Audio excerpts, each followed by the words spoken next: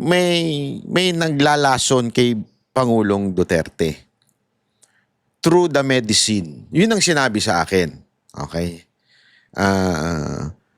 And because of that, bumagsak yung katawan ni Pangulong Duterte. And we saw that. Nakita natin yan during sa kanyang presidency. Nakita natin talagang ang laki ng after from the beginning. Kasi naalala ko nun nung campaign,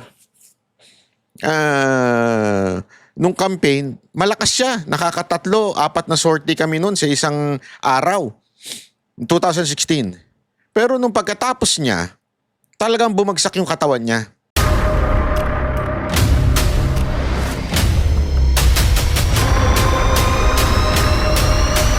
Bago tayo mag-umpisa, baka pwede nyong i-like ang video na to. Malaking bagay ang like sa aming mga content creators. Maraming salamat po.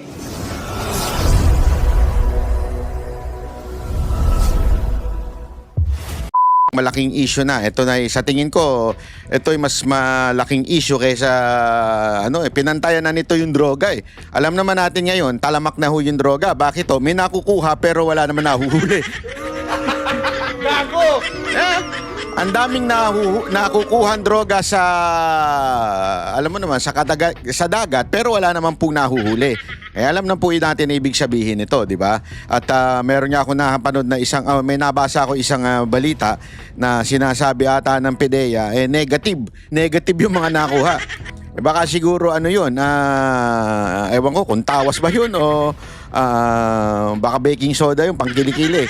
Hindi natin alam. Pero pag-usapan din natin yan, unya-unya. Ito muna, pag-usapan natin itong latest interview kay VP Sara Duterte. Dahil dito sa kanyang interview, napakarami na naman niyang pasabog. Talagang yumayanig pag ito nag-interview. Pero bago ang lahat yan, gusto ko munang bigyan lamang ng pasasalamat. Palakpakan natin. Walang iba kung hindi itong si Alvin and Tourism. Alam mo, meron ako sa yung sasabihin Meron ako sa yung sasabihin. Ito, atin lang to. Wala namang makakarinig ko, hindi tayong dalawa Alam mo, ito lang sabihin ko sa iyo. Ikaw ay alam nating napasok sa isang matinding kontrobersya o sigalot, ika nga. Pero focus ka lang. Focus ka lang kung ano talaga yung tunay na pinaglalaban mo. Hayaan mo na kung meron mang maninira sa iyo o makikipag-away sa iyo. Mag-focus ka lang.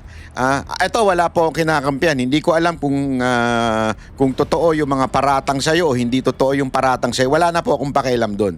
Labas na po ako dyan. Basta ang importante, ngayon, kung ano man yung nakaraan na. Tapusin mo na yun. Tapos na yun. Ika nga, move on. Which is, you did. Di ba? You did move on. Nag-move on ka So, ngayon, tuloy-tuloy mo lang yan. At sabi nga, sa lahat po ng gulo o sabihin na natin conflict, lagi mo lang tatandaan, let time be your friend. As a matter of fact, yan ang pinanghahawakan ng Banateros Kasi ang Banateros po, pag ganun-ganon din yan. Bakit? May mga time na talagang grabe ho ang bati ko sa amin.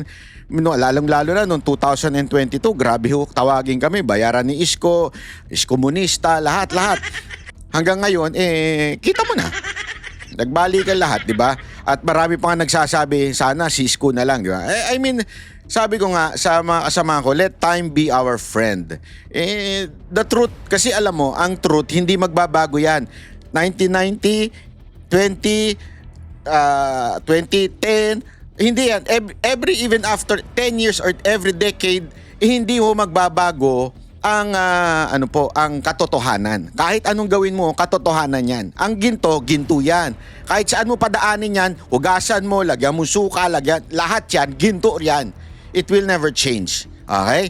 So what do I mean? Ganun din, if you think you are on the truth or you are in the truth, pangawakan mo lang yan. At eventually, lalabas sa taong bayan kung sino talaga ang tama at may tama. Lang kasimple yun. Yeah?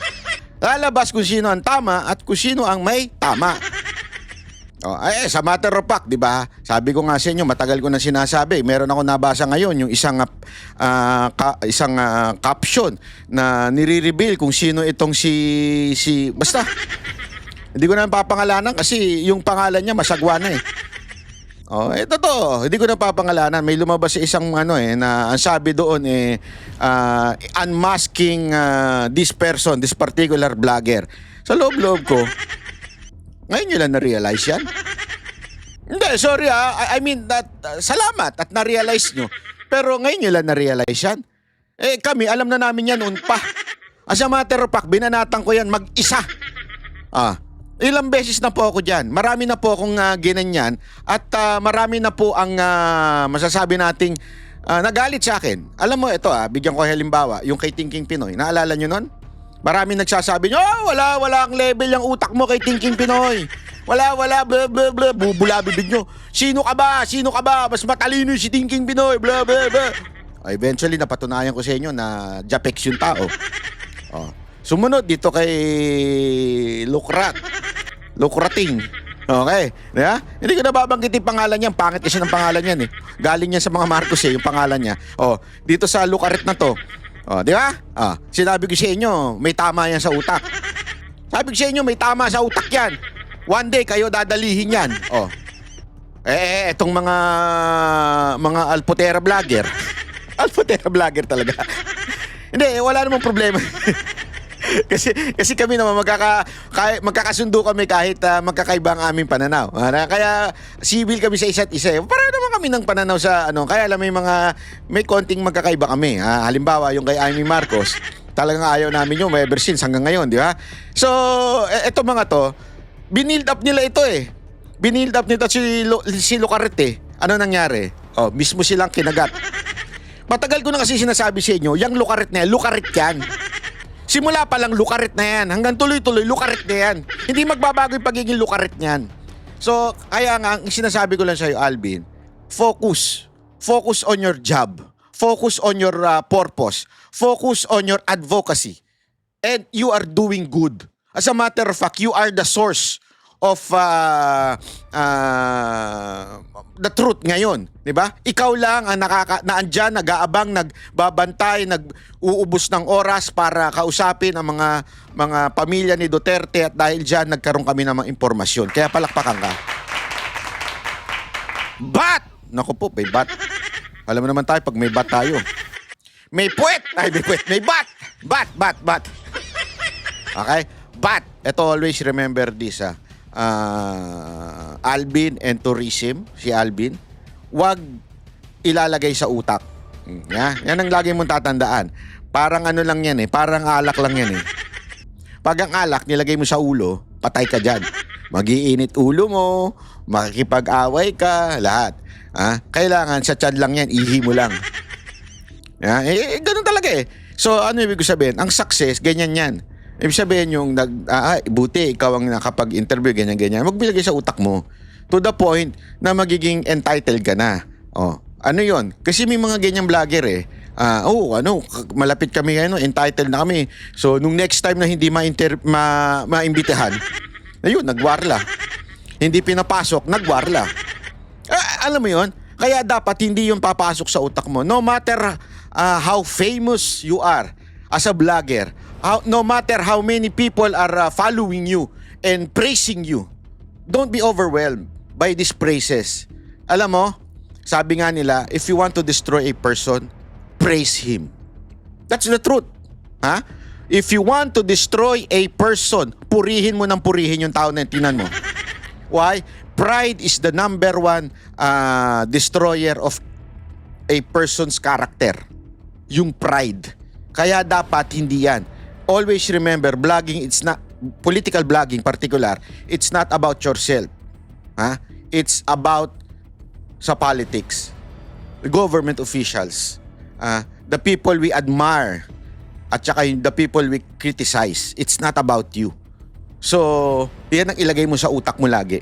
Yan ang wag mong ako na ang pinaka-the best sa expose, animal. Di ba? Yan ang nangyari. Gago! Ako na ang pinaka-may matinding puting ahas at pasabog. Kaya karapatan ko ang nangyari. Wala nga. Ang tawag dyan, TP 2.0. Yan ang nagpabagsak kay TP. Yung lumaki na yung ulo. Maaring literal o maaring figure of speech. Pero Lumaki ulo. Pag lumaki ulo mo, wala na. Yan ang lagi mong tatandaan. Istorya ni Lucifer. Yeah? Lumaki ulo, naging proud. Hanggang sa naging rebelde. At yan. At yan din ang pinapasa niya sa human. Di ba? Remember, he is an angel of light. He is an angel. And eventually, because of pride, he formed a rebellion na tapos naggrupo siya ng rebelde and naging Satan, di ba? So the same thing, ayan ang ipinapasa niya sa tao. Sa matter of fact, yan ang sinabi niya kay Adan at Eva. Di ba? But Adan, yan ang hindi sila sumayaw, ha? Pero sinabi niya kay Adan at kay Eva, di ba? You will be like God. Oh. You will possess knowledge. So, syempre, ito si Adan at Eva, because of the free will, sige, okay yan, ayos yan, panalo yan. Hindi na satisfied do sa anumang meron siya. So the same thing with you. As a matter of fact, it applies to everyone. Kahit sa opisina, kahit sa pamilya, kahit sa ang grupo, it applies. Pag you feel na ikaw ay entitled na, ikaw ay feeling na ikaw ay dapat ako na namumuno, ako na ang ganito, may karapatan, ay naku, patay kang bata ka. Maniwala ka sa akin. Kaya Alvin, palakpakan ng iyong success, palakpakan. Pero always remember, stay humble, okay? Ma'am, kamusta po ang aming pinakamamahal na inyong ama, dating Pangulong Rodrigo Roa Duterte? Okay lang siya. Very good mood today. Una niyang nasabi noong pumasok ako, sabi niya yung braso ko daw ay doble ng braso niya. So, 2 braso daw niya yung isang braso ko. Ma'am, pakilinaw po yung sinabi ni Ma'am Elizabeth kasi ma'am, marami talagang nabahala mga kababayan natin na si Tatay Digong daw ay Dako, ayan na. skin and bones. Ano po yung konsepto noon, ma'am? Pumayat siya ng sobra. Hindi niyo pa siya nakita ng ganito siya kapayat. Ganito siguro siya kapayat nung binata pa siya. Oo. So, laki ng pinayat niya. So, ito kung ito yung braso ko, doble ma. So, doble is kalahati. Doblete. Kalahati na lang nito ang braso niya. Pero health-wise, ma'am, okay naman siya, ma'am. So far, wala man siyang, tinanong namin siya kung may mga complaints siya, wala naman siyang nararamdam. Grabe, no? Alam mo, hindi natin malubos maisip kung ano yung sinasabi ni VP Sara Duterte na pumayat, di ba? Pero sabi ko nga kasi doblete, ibig sabihin talagang, at saka yung sinasabi niya kung ano yung itsura nung kabataan niya. Play natin, no? Daw. So, okay naman siya. On that note, kasi wala din naman siya sa hospital part ng prison. Nandun siya sa regular detention unit. Kasi lahat ng mga Pilipino, ma'am, talagang nagdadasal para sa speedy recovery ni PRRD kasi we are definitely more than willing to welcome him sa outside world. Oh yes, oo. Marami ang nagdadasal na sana ay mag-grant na yung ma-dismiss na yung kaso based on jurisdiction at hindi pa ma-desisyonan yun ngayon ay mabigyan siya ng interim release. Ma'am, meron bang mensahe si PRRD sa mga kababayan natin sa buong mundo?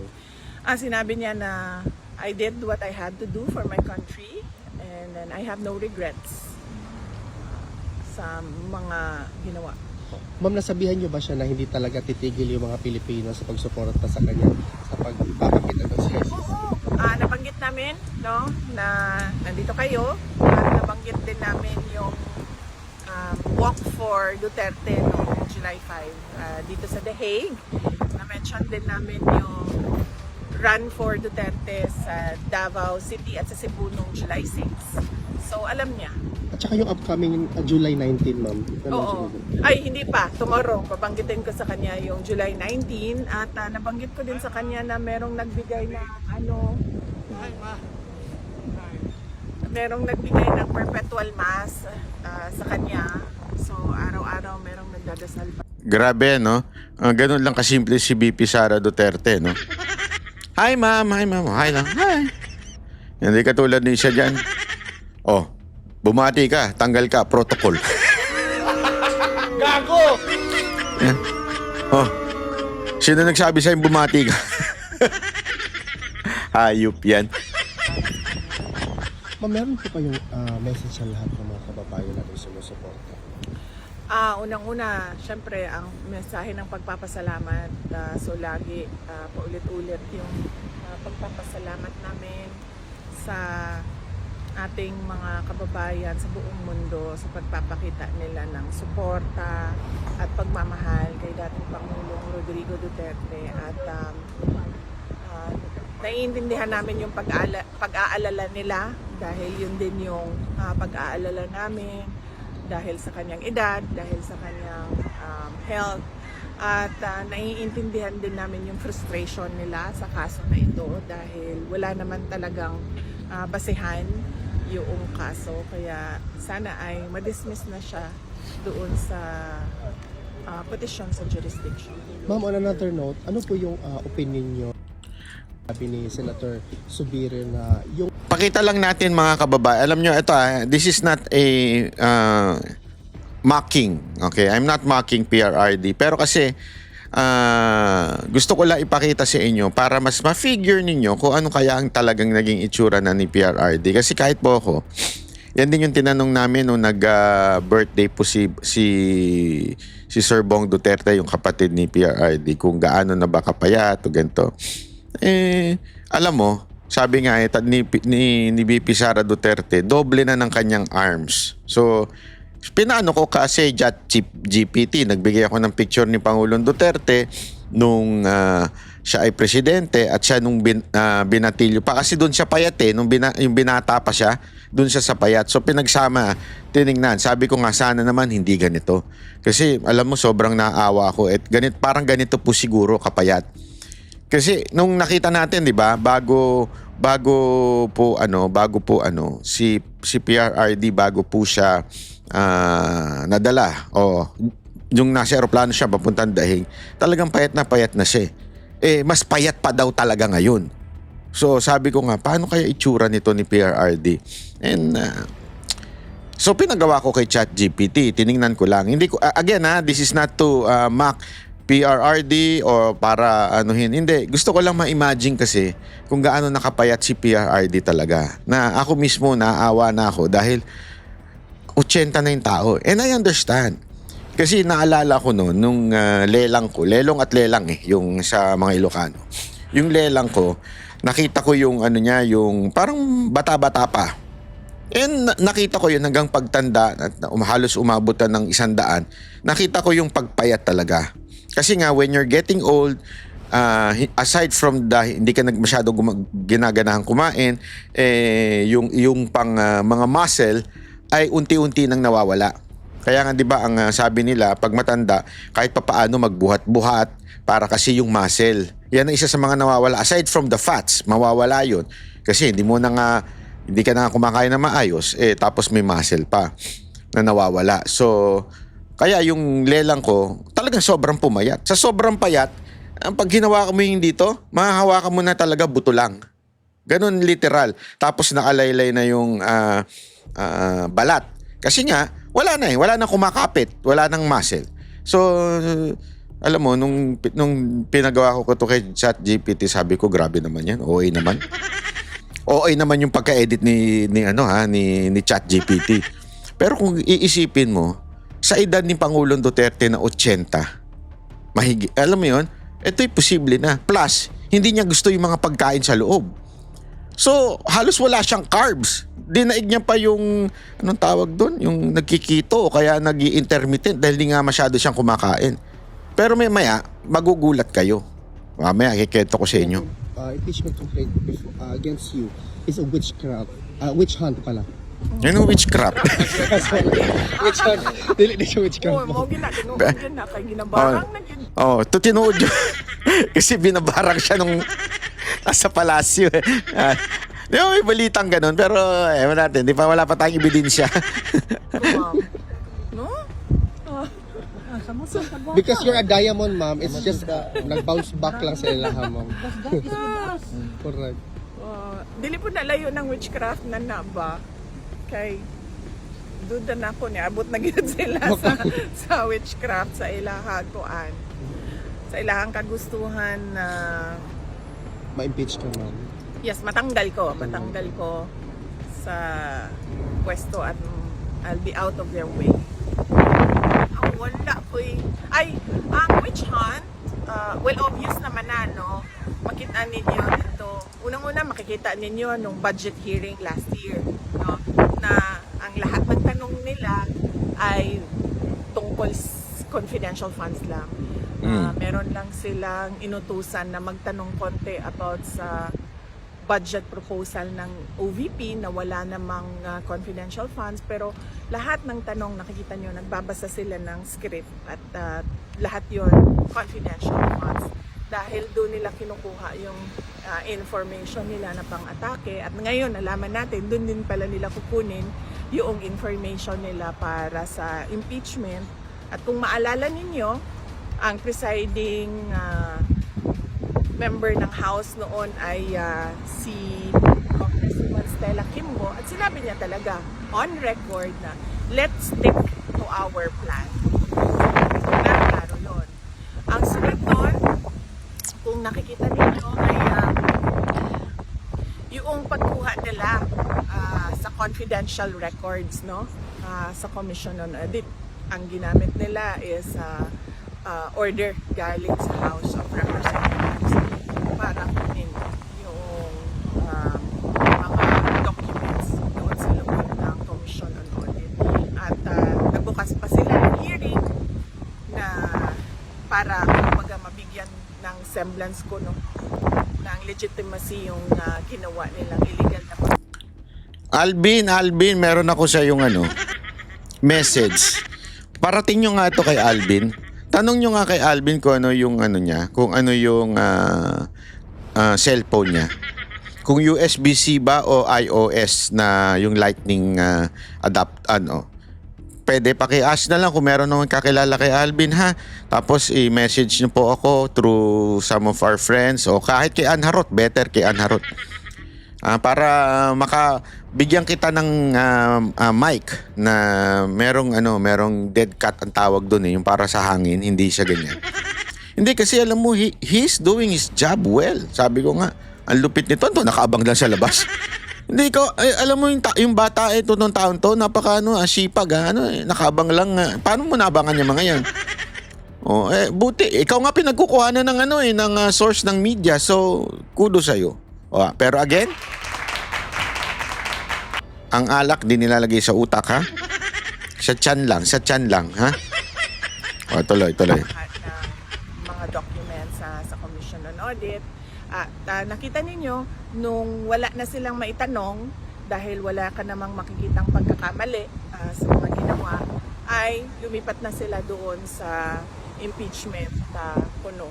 At nakita ninyo doon sa impeachment puno nila, nakaapat sila na articles of impeachment dahil hindi nila talaga magawang mabuo ng isang complaint na makatotohanan at meron talagang mga credible na ebidensya. So, hindi na yan siya lingid sa kaalaman ng karamihan ng ating mga kababayan. Kita nila kung ano nangyari. Correct, ma'am. Ma'am, on a different topic po. Okay lang. Ma'am, my question kasi is that tinanong ko kay Attorney Kaufman ano ang reaction niya sa sinabi ng Secretary of Justice Remulla na allegedly na-destroy nila yung evidence kaya hindi na sila makapag-file doon sa local court sa Pilipinas and they're ceding the issue or the situation dito sa ICC. Sinabi ni Attorney Kaufman po na as far as destroyed evidence is concerned, wala pong ginawa si PRRD because that is a criminal offense. Ano po yung reaction ninyo, ma'am, sa statement ni Secretary Remulla na wala na daw evidence? A lot of Filipinos are thinking, if there are no evidence in the Philippines, what kind of evidence will be presented before the ICC? Gawa-gawa talaga na ebidensya. At yung ibang Yan, issue na naman yan, eh. Yung sinabi ni BP Sara Duterte na gawa-gawa. Issue ngayon niya sa mga ulul. Pero sa totoo lang, isipin mo, saan ka nakakita? Ha? Saan ka nakakita ng sa'yo, demanda sa'yo? Tapos pag tinanong nung judge, anong ebidensya mo? May witness ka ba? Wala po. Maghahanap po. May tawag dyan, eh. Di ba? May tawag po dyan. Oh, ewan ko, tanungin nyo yung mga abogado, may tawag sila dyan yung ganyang klaseng demanda na wala lang. Pag tinanong mo, wala po kaming hawak na ebidensya, tapos ngayon, sinisisi nila, sinira daw ng mga Duterteng ebidensya.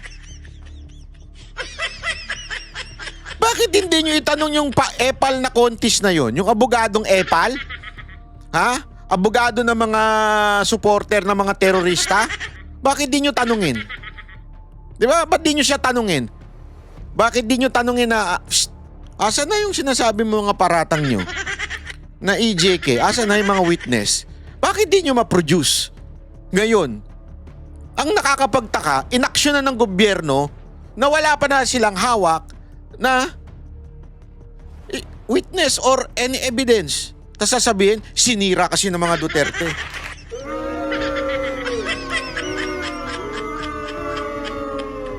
Hindi ba yun lang sana sa akin. Hindi ko maintindihan bakit yung mga ulol na yan, daldal ng daldal noon. Isama mo na yung mga congressman na ang dami sinasabing, ito, EJK. Yung pala naman, wala. Di ba? Ngayon, magtataka sila. Anong kailangan Kasi siguro binura ni Duterte, gobyerno. Ebidensya nila, meron din tayong ebidensya na kinuha yon by force or intimidation or harassment of individuals. So, makikita din natin yun soon, very soon. Will you be attending the SONA VP? Of course not. No SONA for me. Kasi confirm na yung natin, Korea natin na Filipino community natin. Bukod po dito sa The Hague, do you intend to visit other places in Europe on this trip? Wala po. Dito lang kami sa Hague sa duration ng duty ko. So July ano ba ako?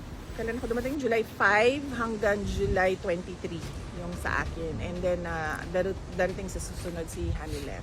So actually, dito po kayo sa SONA, no? Hindi. Oo. Kasi July 23 ako alis ng Hague. So dito lang kami. And kasi inaano namin yung 4 days a week na kasi yung bisita. So, minamaximize namin yung grant ng detention unit na 4 times a week pwede po bisita. Your reaction po na gobyerno ng Pilipinas ang gagastos para sa 4 na witnesses by way of cooperating with the ICC? Well, nakakalungkot. Dahil unang-una, sinasabi nila walang ebidensya, pero meron sila ngayong witnesses na kaya naman nila pala bayaran yung yung pagbabiyahe. Pero nakakalungkot kasi sobrang bagal ng galaw nila para sa ating mga kababayan na naiipit sa kaguluhan sa Iran at sa Israel. Kaya kaya nakikita natin at nakikita ng taong bayan nasaan ba talaga yung priorities ng administration na ito. Apparently puro politika lang yung paninira sa politika lang yung kanilang. Grabe, no? Tama siya yung sinasabi niya dito. Play natin ulit, 4 days a week na kasi yung bisita.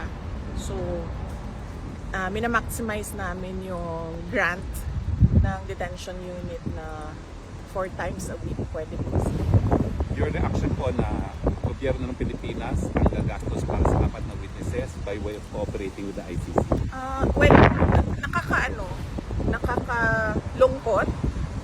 Dahil unang-una, sinasabi nila walang ebidensya, pero meron sila ngayong witnesses na kaya naman nila pala bayaran yung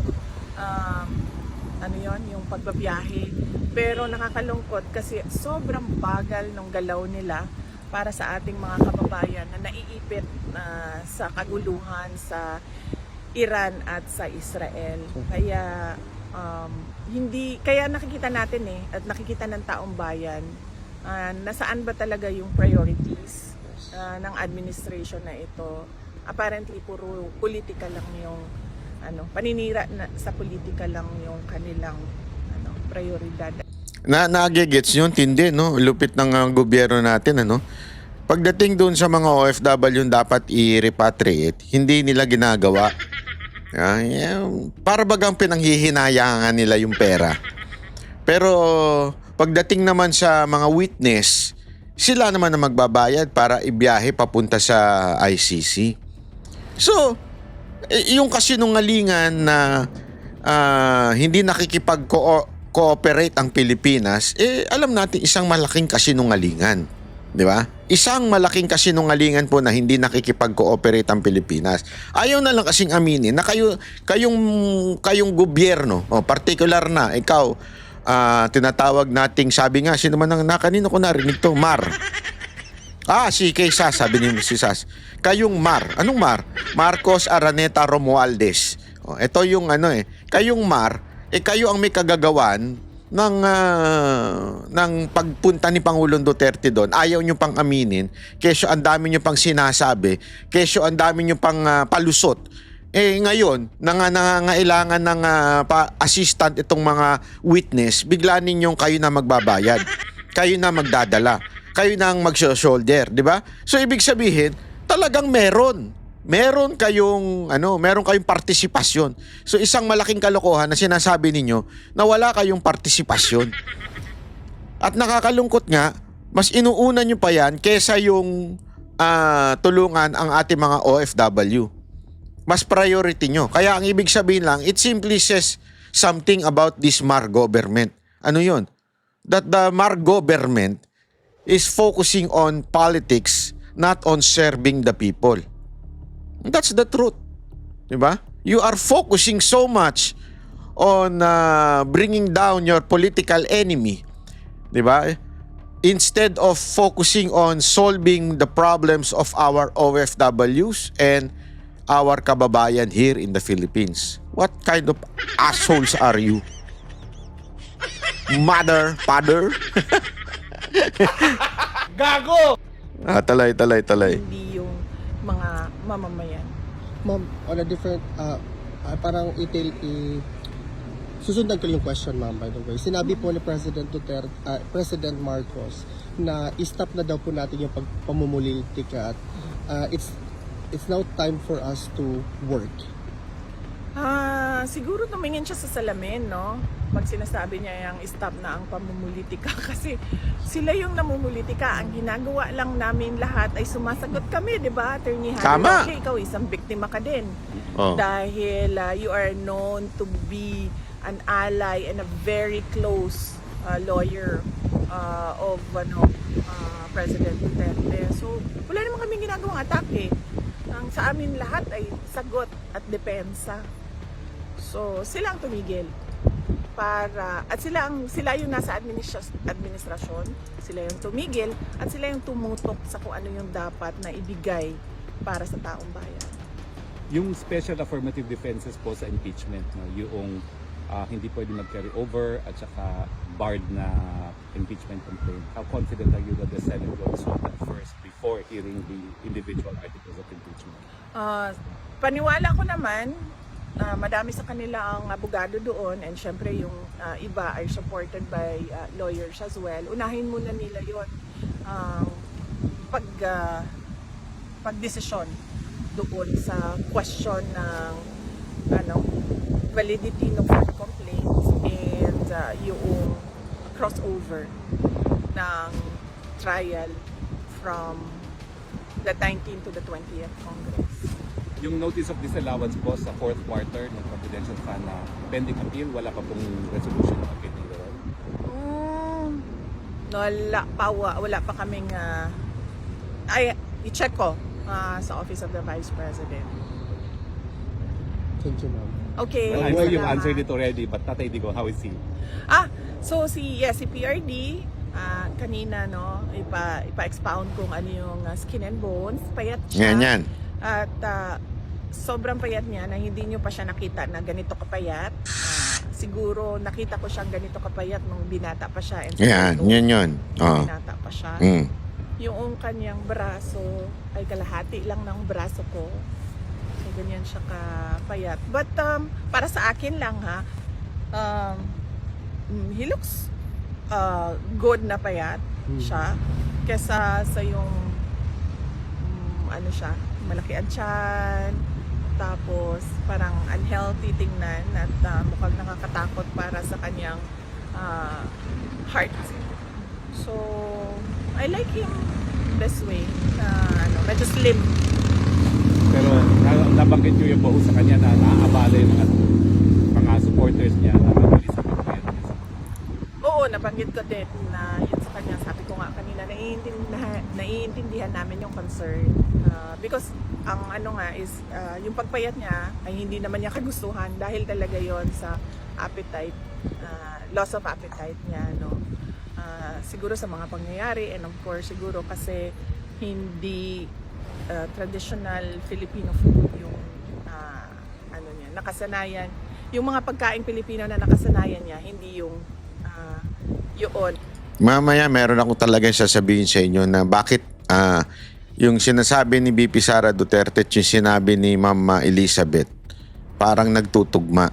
Pareho ang nangyari. Kasi dito sinasabi niya pumayat but he looks better and healthier. Parang ganon. Yun ang sinasabi ni BP Sara Duterte. Yun din ang sinasabi ni Ma'am ni Ma'am Elizabeth. Ang meron dito para sa kanya. At one more last question po, Pisa. Nabalitaan niyo po ba yung unity walk namin ng July 5? Yes, oo. Nakita ko din yung videos. Nabanggit ko din. 7 kilometers. Nabanggit, Pumayat ako. nabanggit ko din kay dating Pangulong Duterte yung Unity Walk July 5 dito sa The Hague. At nabanggit ko din yung Run for Duterte, yung fun run sa Davao City at sa Cebu nung July 6. So nabanggit kasi yon sa kanya. And Yung alam sa din po niya sa 19. Sa 19, bukas ko babanggitin na sa kanya nakalimutan ko kanina kasi nag-updating lang ako kung anong mga nangyari. So mag-update ako kung ano yung mga future na mangyayari bukas. Thank you, VP. Thank you, ma'am. Salamat. Thank you. Ayan, okay. Ito, ipapakita ko sa inyo ha. Maikli lang ito. Maganda rin itong interview ni Alvin eh. Good afternoon, Ma'am Elizabeth. Yes. good Welcome to the afternoon. 30th Street. How are you today, Ma'am? I'm fine. I'm happy that I have seen him. And he's okay, but he's so thin. Skin and bones. Tulad dito sa picture na ito. She's really that, you know. Skin and bones. Kaya tama yung yung ating mukhang may punto si ChatGPT. ChatGPT po ito again hindi ho ito pang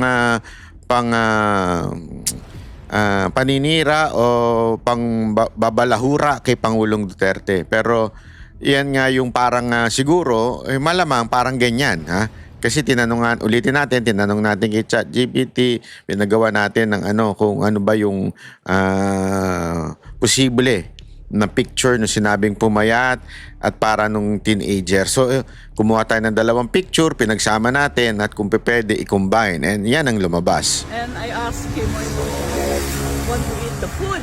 Sabi niya, ayaw daw food. Ayaw na. And pabalik-balik daw. Hindi ba siya nilulutuan ng mga Filipino food? No. So whatever lang. Yeah, then at Hindi least sumigaw. he said that he is no longer taking any meds. At least okay yan, no? He's healthy. He is no longer taking any meds. At okay yan. Naku po, patay kang bata ka. Mamaya may kikwento ko sa inyo. Malupit. Parang tingin ko he's healthy but as an old man, He is healthy. Mag-iduktong natin yon. Nangayayat siya, pumayat siya, but he is healthy and he is no longer taking meds. Naku po. You never know. yeah. Tulad mahina na maglakad, you know. Yan But how is he with the weather, Ma'am, lately? Kasi sobrang init ng weather lately. I told him, sabi ko, malamig. Sabi niya, may init naman. Sabi ko, malamig pa rin para sa akin. Sabi niya, sabi niya, kasi matanda ka na. Yun ang sabi. Pero mag-exercise naman si President. Hindi ko rin. Gusto lang niya mag-sleep. Gusto lang niya manood ng TV. yan. After daw the TV strip, na naman daw siya. Yun lang. Yun ang galing. At saka nagbabasa naman siya ng libro, ma'am. Yeah. Nabasa din. Pero not so much. Gusto niya yung TV. Tapos he was asking about how is Davao, ganon. Okay ba daw si Basti sa kanyang kwento? Eto, ikwento na natin ha. Ito po. Kasi meron nagkwento sa akin. Ito, kinwento lang naman. Ulitin ko ha. To be clear, kinwento sa akin to. At first, I didn't believe. Okay? Kasi that's who I am eh. Alam mo, ako po yung tipo ng taong hindi gullible, hindi basta-basta naniniwala. Pero, nung nakita ko tong interview ni Miss Elizabeth, si Ma'am Elizabeth at itong si BP Sara Duterte, para tuloy na confirm yung kinukwento sa akin. Di umano daw, para bagang may naglalason kay Pangulong Duterte through the medicine. Yun ang sinabi sa akin. Okay? And because of that, bumagsak yung katawan ni Pangulong Duterte. And we saw that. Nakita natin yan during sa kanyang presidency. Nakita natin talagang ang laki ng after from the beginning. Kasi naalala ko nun nung campaign, malakas siya. Nakakatatlo, 4 na sortie kami nun sa isang araw. 2016. Pero nung pagkatapos niya, talagang bumagsak yung katawan niya. Okay? Again, wala po tayong tinutukoy na tao. Okay? This could be accidental or this could be intentional. We do not know. Kasi, remember this, ang medicine is not perfect. Di ba? Kung titingnan ninyo nga, pansinin ninyo kahit kayo mismo, meron pagka binigyan kayo ng gamot, di ba? Sasabihin pa nga ng doktor sa inyo, ito yung maaring side effects. So ito, blah, blah, blah, blah. Not all medicine is, masasabi natin, good in totality. You have to use it rightly. Ibig sabihin, tama ang pag-inom mo, at the same time, tama yung amount. Pag medyo sumobra yan, tatamaan yung atay mo, tatamaan yung ganito mo, tatamaan yung ganyan mo. Di ba? Yan po yung lagi, di ba? Kaya nga meron, halimbawa, meron akong iniinom pang pain reliever, di ba? Meron tayong pain reliever, di ko na lang babanggitin ko anong brand. Pero winawarningan ako ng mga doktor laging, wag lagi yan, wag kang masanay sa pain reliever or else tatamaan yung ganito mong organ, di ba? Laging ganun meron din yung pampababa ng sugar. Wag mong kasi ako may diabetes ako type 2, di ba? So, wag masyado 'yan, yung particular na gamot na 'yan or ang possible side effect niyan UTI. Bakit? Kasi ihi ka ng ihi. Pinag-aralan ko 'yan kasi nga alam mo 'yon, lahat ng tinitake ko as a medicine, hindi ko lang tinitake naman basta. Talagang ay pinag-aaralan ko yung sinasabi ng doktor.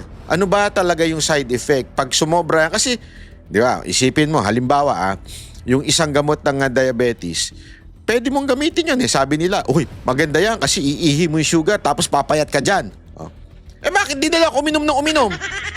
Para pumayat ako ng todo. Damihan ko inom nito. Hindi pwede. Kasi may limit. Yung limit na yan, maaari kang pumayat dyan, pero pag nasobran, tatamaan yung ganito mo kasi iihi ka ng iihi, ilalabas mo yan. So mas, may ganun may side effects.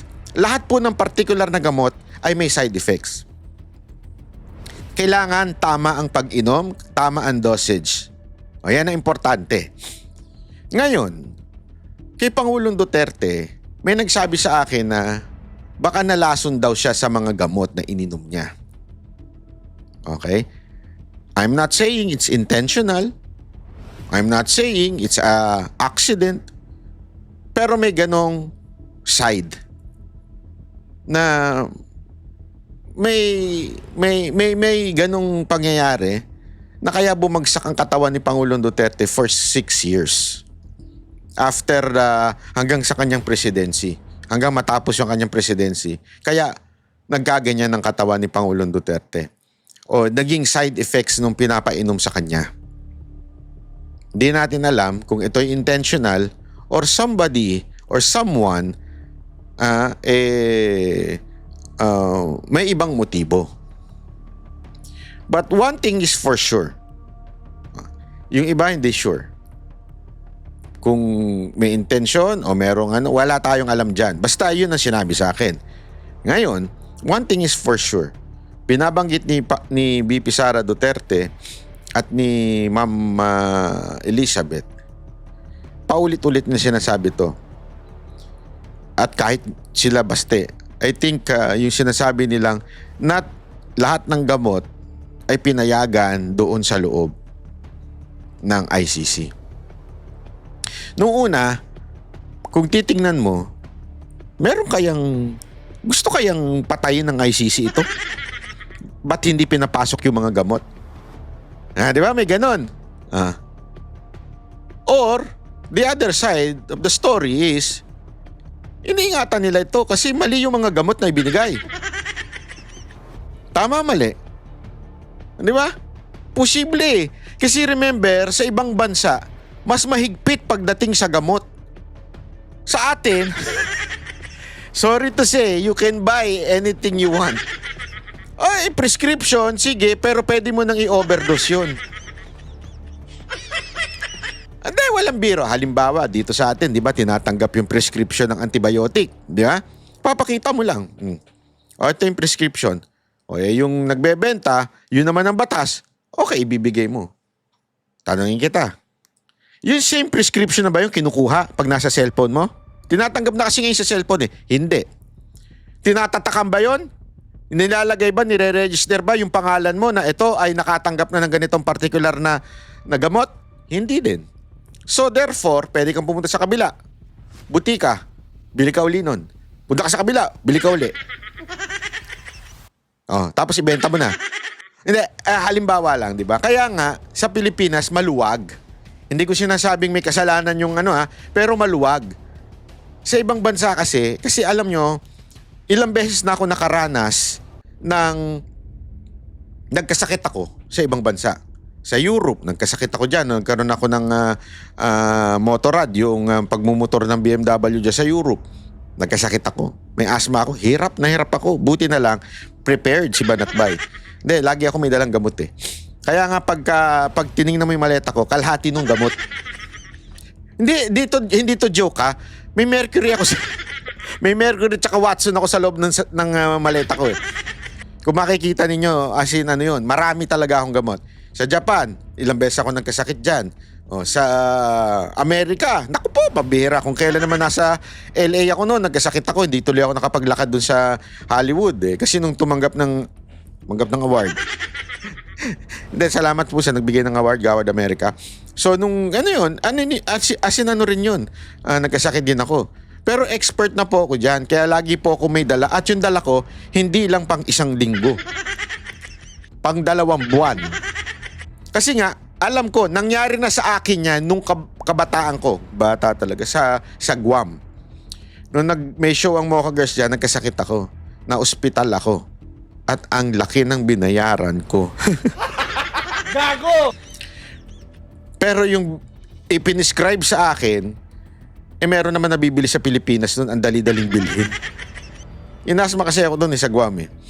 So, anong ibig ko lang sabihin? Ganun kahigpit sa ibang bansa. Sa atin, maluwag. Kaya, hindi pinapasok yung mga gamot kasi feeling ng ICC, hindi naman niya kailangan yan eh. And I don't think intention nila na mamatay si Pangulong Duterte doon. Di lalo sila malilintikan.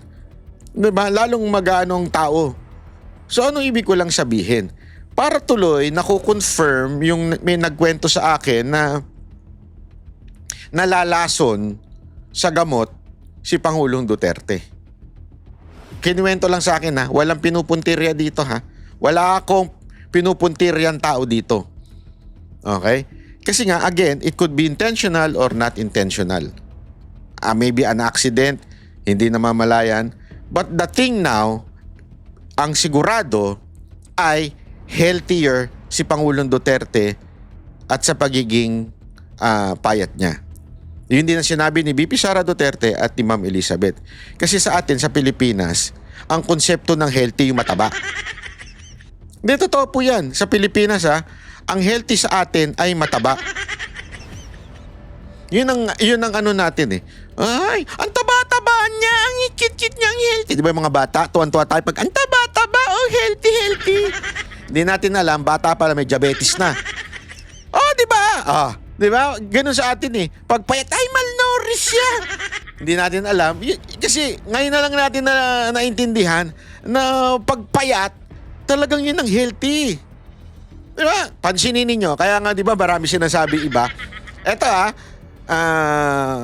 lagi may nagsasabi sa akin ito eh. Tingnan mo yung mga, pasensya na sa word sa squatter. Hindi sila masyado nagkakasakit. Tingnan mo, may nagkwento sa akin na, ikaw, lagi kami sakit. Lagi kinikwento akong ganon. Sa loob-loob ko, may point siya. Bakit? Because of upbringing ko na sugar. And sugar will kill you.